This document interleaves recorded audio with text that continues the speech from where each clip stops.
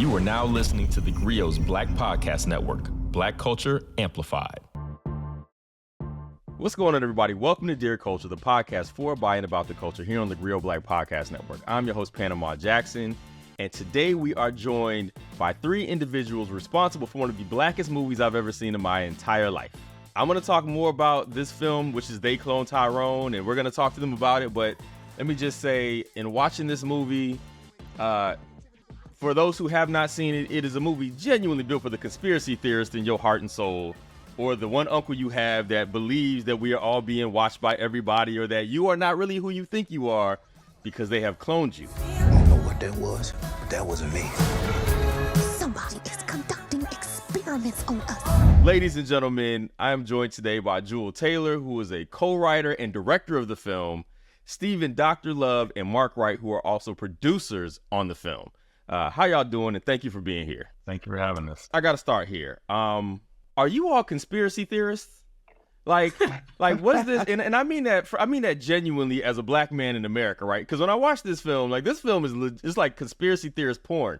Like it's like you got people. It's a whole underground like system of white people or ambiguously light-skinned tapioca flavored colored people like myself apparently, who are running experiments and putting cocaine like powder in chicken to control the black people in black cities. And only a true conspiracy theorist can write something along those lines. So Juel, are you a conspiracy theorist? I mean, it depends on the conspiracy, you know. It depends on the conspiracy. I'm a college football conspiracy theorist. That's what I'm claiming. What is you got to explain that one. What's a college football conspiracy theorist? You know, the swindle in the swamp, like, you know, it's just things that happen, you know, in the history of Florida football that I don't believe is on the up and up. So I believe there's a lot of skullduggery and shenanigans going on. Not skullduggery. In the NIL right now. Not the name of That's a No Limit album that we done thrown out here too. Okay. Yeah, you know what I'm saying? I'm just saying, I feel like the things going on in the NIL game that ain't all the way up to par. It's a folks cheating out there, but that's a different thing. All right, Stephen, what about you? My Morehouse brother, you a conspiracy theorist? I mean, you're a black man in America. You gotta have at least an ounce of conspiracy in you. You know what I mean? Like, how can all of this be possible that we, you know, are where we are at times? So, I think I got a healthy dose of it. Yeah. What about you, Mark? I'm a recovering conspiracy theorist. Part of the reason why when Juel was first and Tony were telling me about the things they wanted to touch on in the movie, the first thing I went to with Juel was, what was the movie, the documentary about 9/11? Oh, which one? I mean, you have Alex Jones, the OG, the triple OG conspiracy theorist, Alex Jones. Well, that's kind of where I want to go with talking about this film because, look, I'm a black man in America, so conspiracy theory is my breakfast typically, but I am also probably recovering. I've gotten a little older. You know, some of the stuff seems a little too far-fetched, but the truth of the matter is you never really know. And every now and again, you get some kind of vindication or something that demonstrates to you that maybe you're not tripping, or maybe that person in your family you think is nuts actually ain't crazy. Like maybe they were right about that one thing. And, you know, we're coming out of, well, we're kind of coming out of COVID, which was like ground zero for conspiracy theories all over the place and everything. And, you know, so while I'm watching this film, which is, you know, it's a satire, it's drama, it's a comedy, you know, it's got all these different elements. It's a very ambitious film. You know, the one thing that I took out of this when I'm watching it is like, all right, like I want to say this is crazy, but I mean, if we were to find out that beneath ground there were certain people in the community being cloned to keep the community down or to keep it in check, so to speak, would I be surprised? I don't know. So tell me about writing this and how y'all all came together to bring this film together. And we'll start with you, Juel. We knew we wanted to have, you know, these unlikely detectives, you know, these ad hoc detectives like on a Scooby-Doo kind of mystery. And once we kind of got into the writing of it, you know, I think once we kind of knew, you know, that question of blame versus responsibility, that idea that like Bontain's character is someone who's, you know, having a literal identity crisis, and is on a quest of kind of self-fulfillment in a lot of ways, and the mystery that he's looking to find is like, who am I? Then once you start like kind of reverse engineering from there, that's when like we started having fun with like the conspiracy, and started really kind of leaning into the world building and yeah, not even just the conspiracies, but just like kind of like the real world stuff that's not conspiratorial at all. I think that all was kind of a byproduct of like, where would this guy go at the end? If he was on the yellow brick road, like who is the wizard? You know what I'm saying? And once you kind of settled on who the wizard is, and it's like, okay, I'm trying not to spoil things, you know what I'm saying? But like, why is Oh, you can spoil this movie. Well, when he gets to OG and you're like kind of unpacking like two sides of like your psyche, it's like what would lead someone down that road, to that point, and what kind of things would he be involved in? I was just thinking about the irony that Juel and Tony wrote that script at least a full year before the Popeyes fiasco. You know what I mean? Like people think, I think some people think that they might have saw the Popeyes thing, got inspired. Like they literally wrote that script out like a year before, or had the idea a year before the Popeyes thing happened, way before, obviously way before COVID. So they needed the medical stuff in there. It had nothing to do with that. It just truly was from their own inspiration in that way. Yeah, I find it interesting because look, we're in an era where you compare and contrast things. So when I'm watching this, like I remember in Undercover Brother, they used the chicken to try to take down a presidential candidate or turn somebody into a presidential candidate that was effectively going to ruin the country at the control of the man or whatever. Sorry to bother you. Dynamite. Yeah, right. Like there's all these films that have played around with some of these ideas in different ways.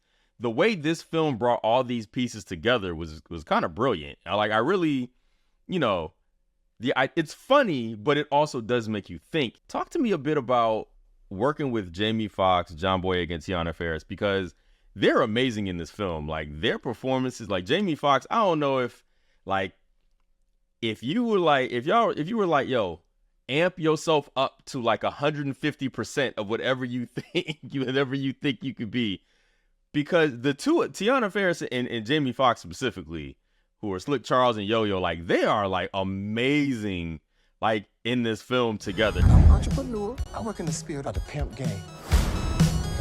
Your girl gotta know what's going on in these streets.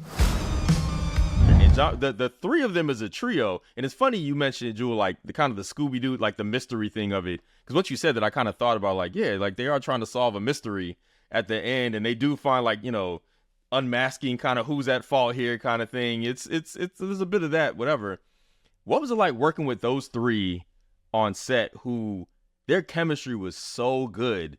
Like, was it as fun as it looked like watching this film at home? Oh no, man. I mean, it was super fun. I mean, we shot it like during COVID. We was in a bubble.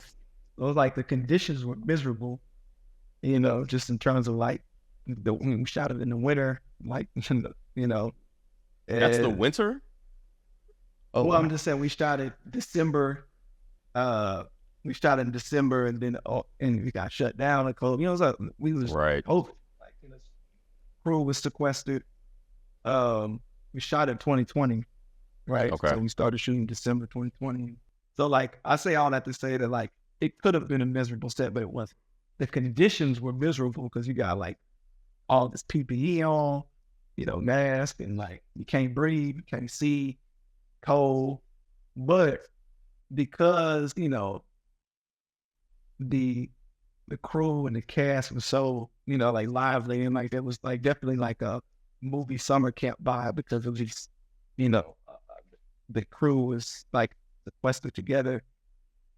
I think had John, Jamie, and Teyonah not been so like down to earth, I would think none of that would have been possible. You know what I'm saying? Because like at the end of the day, Jamie's the biggest, brightest star in the room naturally. You know what I'm saying? Like anybody will tell you that.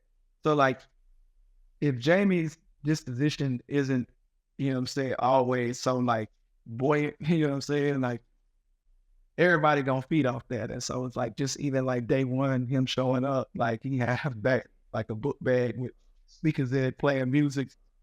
I was like, okay, like this might, because you really don't know what to expect. You know what I'm saying? Because it's Jamie Foxx. So the fact that they were so open to be, just in the middle of like very uncomfortable shooting conditions, you know what I'm saying? Just the fact they never complained about it.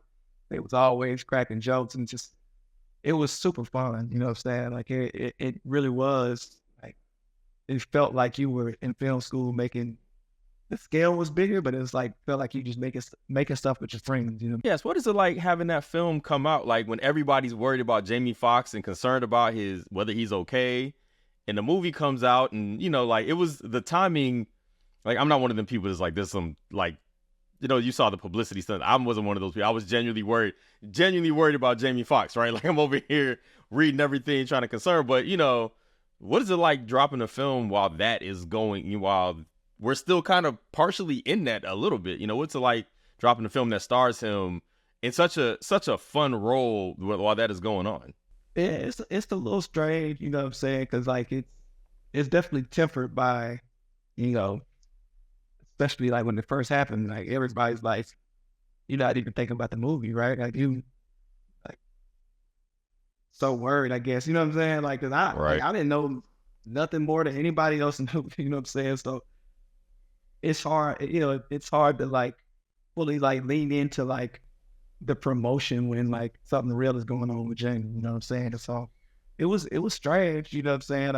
It was good to see that he was recovering, you know what I'm saying? Well, somebody was talking about I'm cloned. Well, check this out. Just kidding you. Not cloned, man, but I'm here on Earth because of some great people. I'm here on Earth because of God, man. So I love all y'all. I just wanted to jump on here and let you know that I'm on my way back in love. Just seeing that, he's been getting back out there and like kind of being back in the world was definitely like comforted, I guess, Yeah, it just makes you more grateful, you know what I mean, for the legend that he is, really, because we got to see it firsthand, obviously, every day. To Juel's point, he's a legend, but he was so chill and down to earth and was just ready to work. And that permeated the crew, and so you realize that your legend is also like a good dude, and then that happens to him, so it was definitely weird, but I think, but of course there were plenty of people who thought that was part of the conspiracy too, and all of this stuff, and which was crazy, but just grateful that he was able to bounce back. Yeah, I also say, like, on top of just any health issues, releasing the film during 2 strikes happening in our industry was a challenge that it was up against, and I would say that despite that, seeing audiences really receive the film in such a beautiful way, and recognize and celebrate those performances that our incredible cast put forth across the board is really encouraging, and really, I think took me back at least to those days when we were shooting on set in challenging conditions, kind of making the most of it, doing everything we could to keep our spirits high. And it was freezing outside, and we're shooting a scene with 200 extras in a range of different attire. Just like Juel said, it was like summer camp, and like to see all of those performances and moments celebrated by audiences is really exciting, and the best gift that you could get putting a movie out like this. All right, we're gonna take a quick break. We're gonna come back. I wanna zero back in on what you just started talking about, which is the reception of the film, and I do want to kind of make a little beeline towards the strikes and everything too. So stay tuned right here on Dear Culture, where we're talking with Juel Taylor, Stephen Dr. Love, and Mark Wright about They Cloned Tyrone. I'm Torre. Join us for crazy true stories about stars who I really hung out with, like Snoop, Jay-Z, Prince, Kanye, and the time I got kidnapped by Suge Knight.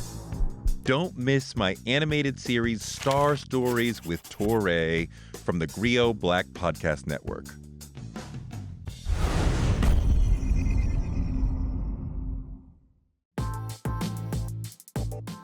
All All right, we're back here in Dear Culture talking about the film They Cloned Tyrone with co-writer and director Juel Taylor and producers Mark Wright and Stephen Dr. Love. And this is a film that everybody I know was like, Panama, you need to see this movie. This is a movie made specifically for people like you. It's super black. It's got the shenanigans. It's pimps and hoes. It's all the things that you love in life. Which sounds worse when I just said that out loud than I actually meant it.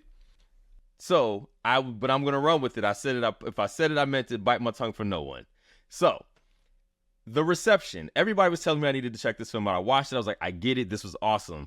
What has been the reception like for you all who are in the thick of it, who are paying attention to this? Like, what are the streets saying? It just has been overwhelmingly positive. I think the biggest compliment coming from Black audiences is like, this is something they've been waiting for, but looking for. It's the kind of thing they want more of. And to me, it just demonstrates that Juel and Tony really tapped into their sensibilities and their creativity. They made a movie that they wanted to see, and thankfully a lot of people wanted to see it too, because it just really has felt like it's resonating with people, and not because of who pimps and hoes and drug dealers, etc. Not because of what they do, but because of who they are, because the humanity that the actors brought to the characters really made them lovable and really reflected attributes, qualities, quirks that we see in everyday life. Yeah, I mean, to your point, the streets love it. From what I hear, which is great, and honestly, one of the more important things for us, is that the culture really wrapped their arms around it. But it's a blessing though that the critics at the same time really also are embracing it, because that's something that Juel and Tony and the whole team, all of us really, worked hard to make sure that the movie was of craft, too. So, yeah, man, so far so good. I can say that watching this film, like, I genuinely enjoyed the experience of watching it, right? Like, I kind of, at some point I'm like, I see where this is going. Once we got to the clones and stuff, I was like, okay, I see where we're going with this. But there's so many little Easter eggs and things like that, like the little things, like even the license plates to say a swell place, right? Like as the state or whatever, like little stuff like that are things that I enjoy when I'm watching a movie. And this movie had so much of that kind of stuff, which brings me to a question I have, like, how much improv were they doing? Like when they're in the elevator going down and they start making up a version of I'm going down, was that in the script, or did Jamie Foxx just start singing a song and then Tiana Ferris just hopped in and was like, you know what, I'm gonna keep this going? Like, Hope niggas don't drown and get fucked up Right now, let a motherfucker try me. Ooh, he gon' die beside me. there was so much of that little stuff where they just like, we going for it? Like, how did that happen? No, that's in the script. I mean, like, it's like 2/8 of a page in the script, right? So it's the Tiana's improvising, right? Jamie's basically just making a few words in the script. Like it has the lyrics. Okay. And that's it, and Jamie turned it into like beatboxing, and like Tiana jumps in, like that was improvised, right? Like, but in terms of just the juxtaposition of John, Fontaine with the straight face and like the two of them singing, like that's in the script. But like what usually happens is like it's in the script and it's like kind of nondescript, and then like they get their hands on it and then it becomes like 10 times better than it was in the script, or they'll fill in lines in between. So there's a whole lot of improv in the movie. So I gotta ask big questions too. We gotta ask big questions.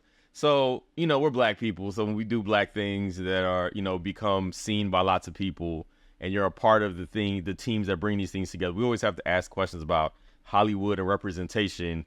And, I do feel to a degree, there are so many filmmakers that we're getting away from having to always address the representation in Hollywood type of question. But I do think it's an important one to talk about, right? So like, a film like this and your ability to make it and be, the creative teams that are part of these things, like how do you feel like that impacts representation, the ability to make future films in the Hollywood space? Or is the landscape even changing in such a way where that's not as essential the old school way? I feel like the industry goes through waves where there's an influx of Black projects, and then there's a dearth. And I think that that's just going to continue to be a cycle until there's more ownership in the distribution model. But just for the sake of talking about our movie, I believe that like a movie like this opens up opportunity for people. It shows, you know, a film that's made at a very high level that I believe is successful and loved by audiences. It shows that you have a talented young director who's making his debut in, you know, with this big of a splash, and it shows the possibility of what he can continue to do. It shows, you know, Tiana and John, two, you know, young talented actors next to a legend like Jamie Foxx, and what they're able to, you know, the range that they're able to display, and, you know, digging deep into the comedy and the drama. And I think it shows that there are different ways to tell our stories, that they don't always have to be very serious, you know, straightforward picks. They don't have to always be, you know, slapstick humor comedies, that I think, you know, people outside of the culture might think that that's the easiest way to get to audiences. But if you can have this very mixed genre, mixed tone, fun movie that does have something on its mind, but ultimately is also very interested in just having a good time. Yeah, for sure. I agree with that, Mark. I mean, you know, They Cloned Tyrone is unapologetically very Black and very sci-fi and comedy and mystery and all the things, right? And it kind of a genre unto itself in that way. But it was important that even in talking about the business angle of getting the movie made and the budget that's required to do it, et cetera, you know, frankly, don't give us a Black budget. Give us a sci-fi budget, you know, because unfortunately, you know, Black films have been relegated to a certain level. And this story it happens to be centered on Black people and is for us by us, but it is very firmly, hopefully, going to be in the canon of sci-fi films, right? So, and in the canon of films that is, you know, Juel's own brand of filmmaking, the same way that Tarantino, et cetera, has his. So for us, there was a constant, you know, push and pull of like, yes, first-time filmmaker, but this is a film that is much bigger than a typical first-time filmmaker, right? As far as the scope, as far as the level of talent it's attracted, as far as the support that it's gotten from the industry, et cetera. So you know, it warranted a certain level of resources, and you know, you could always use more, but I think ultimately we had what we needed to achieve what we achieved. Well, just creatively, you know, you're just trying to put one extra little piece of evidence to, you know, to the jury. You know, obviously there's, you know, Black directors who have done the same thing, from Cool to Jordan Peele, Kate, you know, Bruce Riley. You know, there are several directions who, you know, come around in the last decade and clearly shown that they can make awesome stuff. I just hope that it gives us just a little bit more, crack the door just a little bit more open, and, you know, do our part. And I mean, James Samuel, if you just did it with Harlan Bald, you know what I mean? It's like, there's so many directors who are, you know, just hopefully pushing the door to the point where, like, they feel, well, swing back clones, you know, this time, you know, like it swung back cold after Spike and John Singleton, you're right, like, it, you know, F. Gary Gray got to push the door open, and so you're hoping that, you know, you can't count them all on one hand going forward, you know, and any success at all, hopefully, will, you know, kind of add to that story. Yeah. And I'd be remiss if I did not ask about this. What has been the impact of the strikes going on your ability to promote the film or to, like, fully celebrate the release of it in this time? I mean, has that made it more difficult? Has it impacted it negatively? Has it stunted in any way, shape, or form the ability to fully get this film out there, acknowledged and recognized the way that you would want it to? In celebrating it, no, because at the end of the day, we fought really hard to get this film made, you know, and so it definitely makes it difficult to bring other people's into the celebration.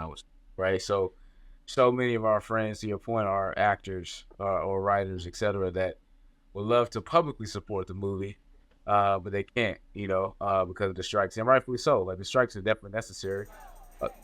Change won't happen if we don't have people sitting on the front lines, saying I'm lift a pen or go shoot another scene until the deal is right. That's important.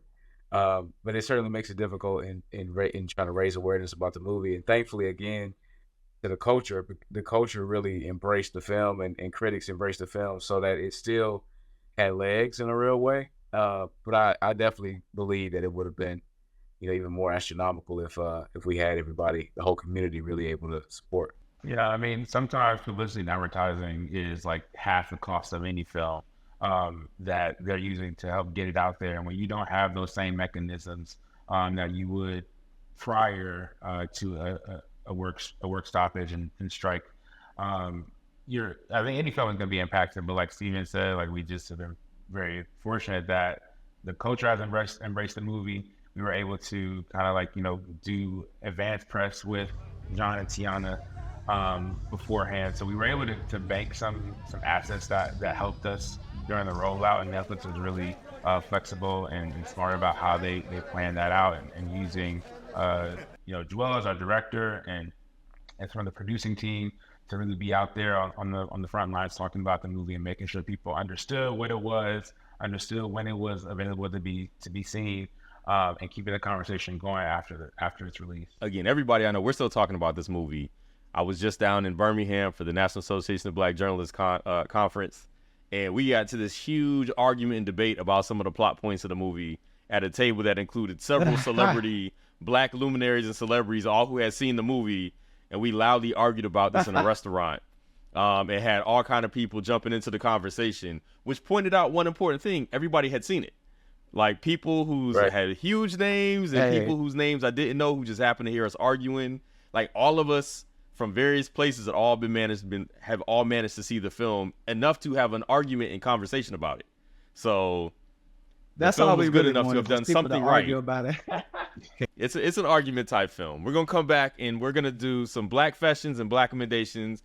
Two of my favorite segments here on Dear Culture. Stay tuned. And we're back. What we like to do here at Dear Culture is Black Fashions, which is where we ask our guests to share a confession about their blackness, something people will be surprised to know about them because they're black. It could be anything. Food that you don't eat, songs you love, things you like to do. I don't know.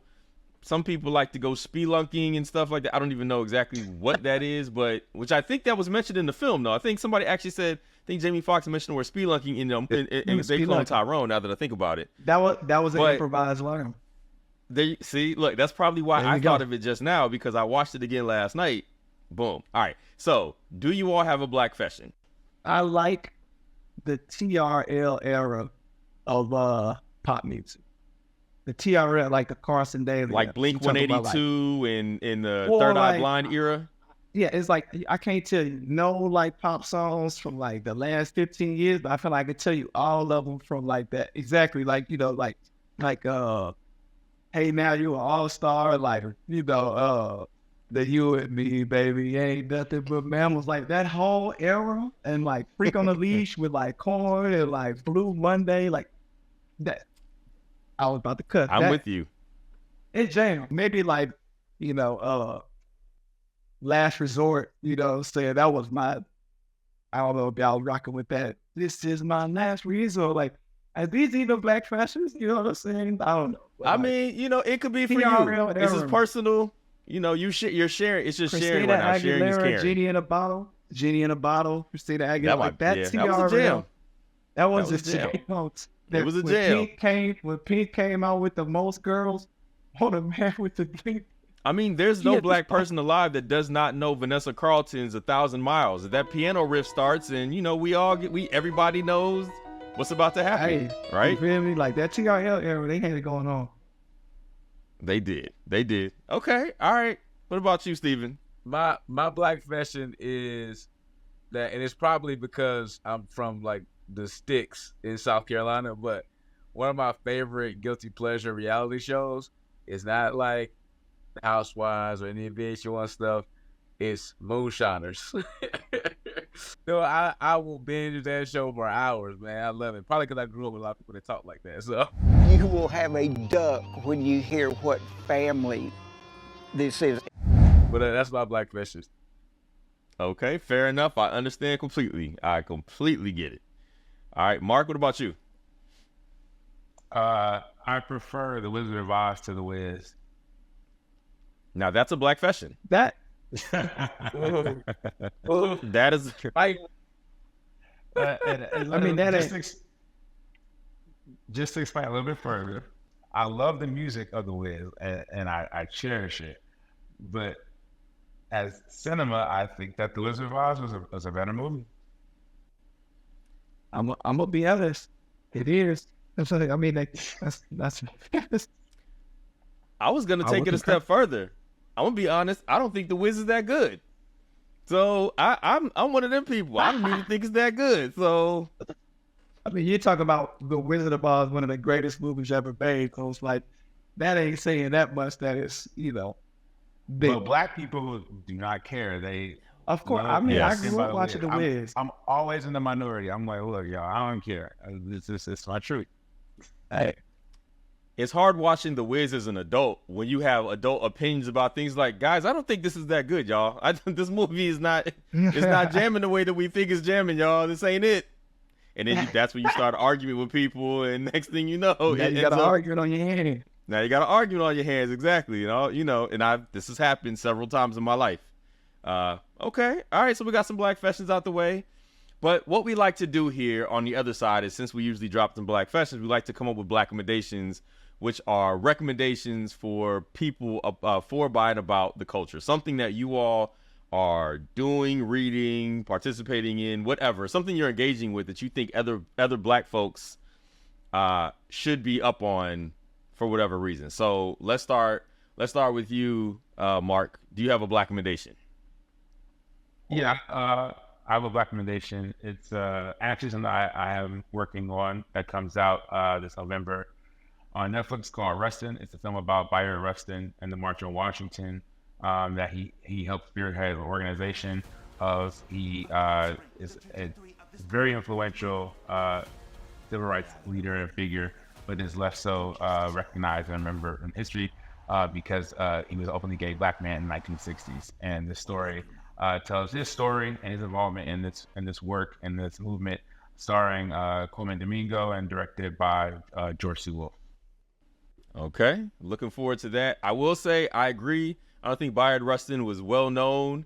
His profile has definitely been rising over the past few years, like in terms of people's recognition of him. So I'm very much looking forward to this. I saw that's something you're working on. Looking forward to it, because I love when our heroes, the unsung heroes, get an opportunity to shine, like get a real opportunity to be seen. So kudos to you on that one. Stephen, what you got? What's your black recommendation? My black recommendation is for everybody, if you're not already, to tap into the Earn Your Leisure podcast platform. Shout out to Troy and Rashad. It's basically all about financial literacy and business and how to build, etc. Whether it's on a personal basis or a company basis, trying to create that. But really down to earth kind of approach to how to communicate those lessons. So Earn Your Leisure podcast platform will be my black recommendation for sure. Yeah, that's a good one. They're very popular. I saw their live show at the Roots Picnic last year, and highly entertaining, but also very informative. Like, it was they figured it out. They figured out the formula, what works well for them in getting that information to the public. So I genuinely appreciate what they're doing. All right, Juel. So yeah, I think I plug something as well. Woody McClain, friend of mine, he got a comic coming out called Brotherhood.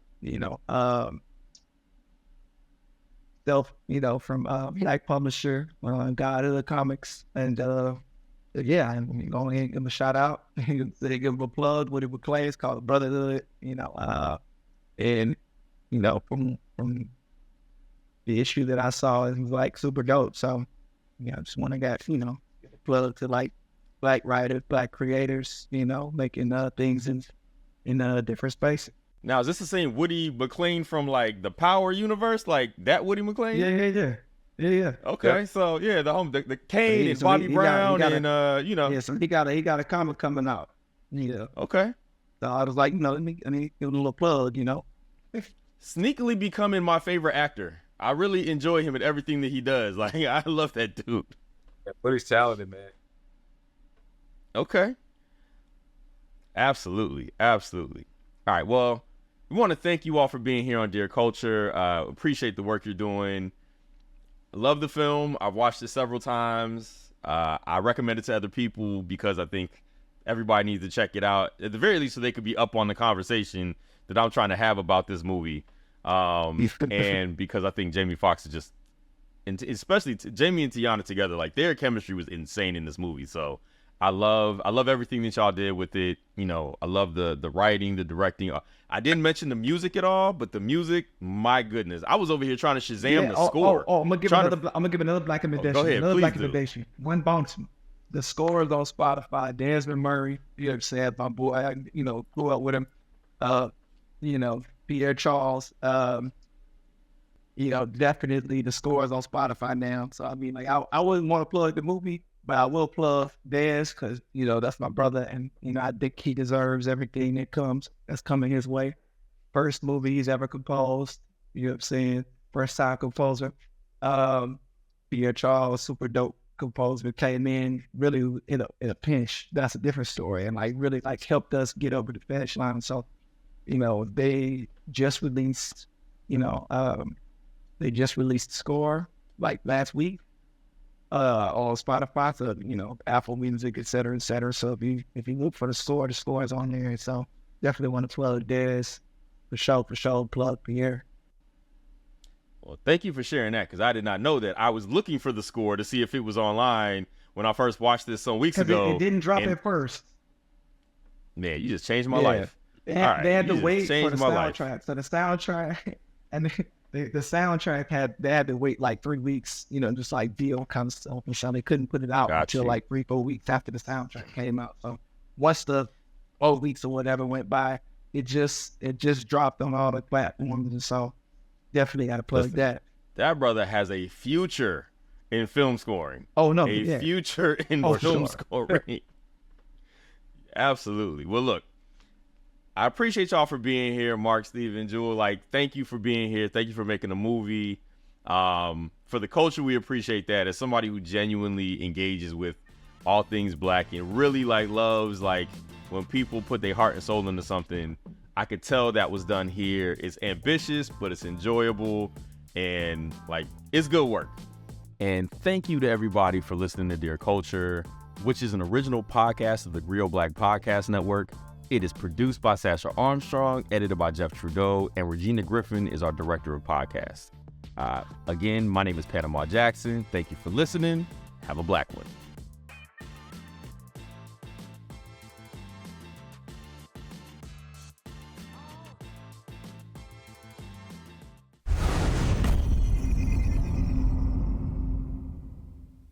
We started this podcast to talk about not just what Black writers write about, but how. Well, personally, it's on my bucket list to have one of my books banned. I know that's probably bad, but I think... Ooh, spicy. They were yelling N-word, go home. And I was looking around for the N-word because I knew it couldn't be me because I was a queen. But I'm telling people to quit this mentality of identifying ourselves by our work, to start to live our lives, and to redefine the whole concept of how we work and where we work and why we work in the first place.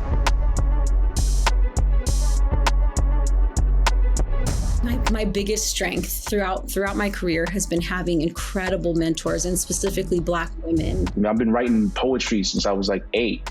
I've been reading Langston Hughes and James Baldwin and Maya Angelou and so forth and so on since I was like a little kid. Like the banjo was blackity black, right? Mm-hmm. For many years. Everybody knew. Because sometimes I'm just doing some Sam that because I just want to do it. An honor to be here. Thank you for doing the work that you're doing. Keep shining bright.